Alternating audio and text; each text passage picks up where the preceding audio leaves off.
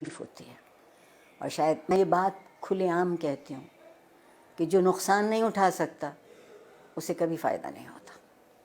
ہم نے بڑے برسوں سے، پچھلے بہت سالوں سے یہ ثابت کرنے کی کوشش کی ہے کہ ایک کاغذ کا ٹکڑا جسے آپ ڈگری کہتے ہیں وہ زیادہ اہم ہوتا ہے.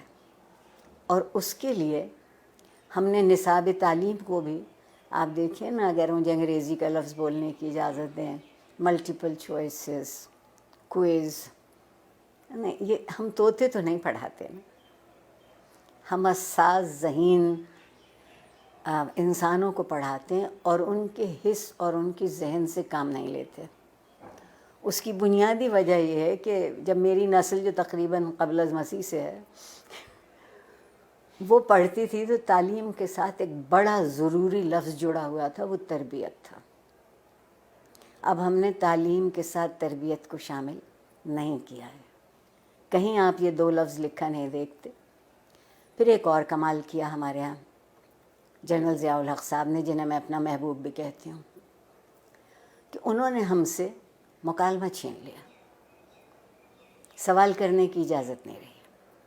تو جو معاشرہ سوال کرنا بھول جاتا ہے وہ جواب کیسے ڈھونڈے گا؟ اور ڈگری ہمارے ہاتھ میں دی گئی کہ ہم ایک اچھا روزگار تلاش کرتے. میں کہتے کہتے مر جاؤں گی کہ زندگی کو روزگار چاہیے ہوتا ہے، روزگار کو زندگی نہیں چاہیے ہوتی. ہم کندھوں کا بوجھ بڑھا رہے ہیں، ہم ذہن کو وسیع نہیں کر رہے، کشادہ نہیں کر رہے. استاد کو اجازت نہیں ہے کہ جو کتاب اس کے ہاتھ میں ہے اس کے علاوہ وہ کچھ کہہ سکے کہ کہیں اور سے پڑھا ہو. ٹھیک. پھر جو آپ کے یہاں مذہب کی دخل در اندازی ہوئی، زندگی کے سارے خواب 70 حوروں سے منسوب ہو گئے. 70 حوروں سے منسوب ہو گئے. آپ کہتی ہیں کہ جستجو کی ضرورت ہے، آپ کے وزیر اعظم کہتے ہیں کہ سکون تو قبر میں ملے گا. تو جو اس سکون کی تلاش میں، وہ جستجو کیوں کرے گا؟ بیٹھے بیٹھے انتظار کرے گا. ہمارے یہاں پیمانے بدلتے ہیں، ہمارے یہاں معیار بدلتے ہیں. اور جس معاشرے میں انصاف نہیں ہوتا وقت کی مصلحت ہوتی ہے. اور جس معاشرے میں ہر کوئی ریاست کا شہری نہیں ہوتا اور اس کے حق برابر نہیں ہوتے کیونکہ اس کا رنگ یا اس کی نسل یا اس کا عقیدہ یا اس کی زبان ہم سے الگ ہے، تو آپ بتائیے وہاں لوگ ڈھنگ کی زندگی کیسے گزاریں گے؟ اور سوشل میڈیا اگر آپ مجھ سے پوچھیں تو بندر کے ہاتھ ادرک آئی ہے.